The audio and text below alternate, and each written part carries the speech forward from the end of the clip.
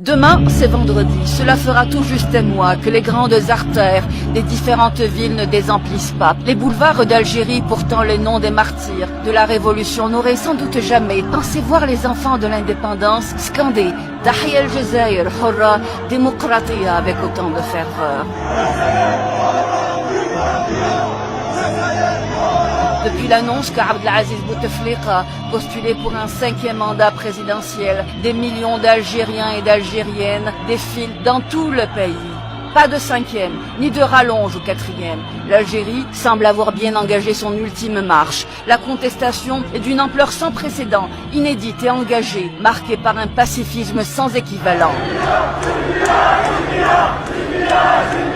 Face à la détermination d'un peuple débordant d'inventivité, des pans entiers de la société et du paysage politique annoncent leur ralliement. Aucune voix n'est à même de surseoir cette volonté populaire. Le droit à l'alternance politique est mis en avant avec insistance. Le décor est ainsi bien planté. Le politique ne souhaite pas passer de la marge à l'exclusion. Il veut convaincre. Il dira que la souveraineté du peuple a toujours été la base du système de gouvernance en Algérie. L'on parle alors d'objectifs escomptés. Seulement, ce mouvement populaire n'a nul besoin d'un discours aux allures d'excuses plates, mais d'un engagement fort, présenté avec des mots aussi forts que ceux du ras-le-bol. Il a besoin de croire et d'être convaincu qu'aucune ruse sous-jacente n'est planquée derrière ce nouveau ton.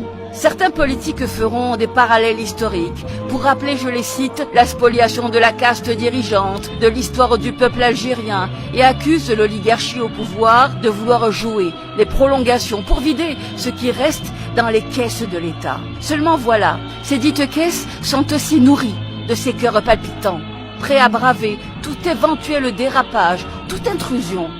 Debout, comme un seul homme, hurlant au reste du monde, ils diront « Touche pas à mon pays !» C'est une histoire de famille. L'Algérie a toujours été le fer de lance face aux projets coloniaux, du Mashriq au Maghreb, ainsi que sur l'ensemble du continent africain. Elle est partie prenante des causes justes. L'Algérie, disciplinée et responsable, n'a pas besoin des conseils de pompiers pyromanes aux politiques subversives et dévastatrices. Nous sommes un peuple noble, uni, sous un même drapeau, un seul drapeau. Au reste du monde, nous disons, le peuple algérien est descendu dans la rue, non pas pour humilier son président, mais pour rejeter le 5e engagement et déraciner un système corrompu, empêchant la marche de son histoire.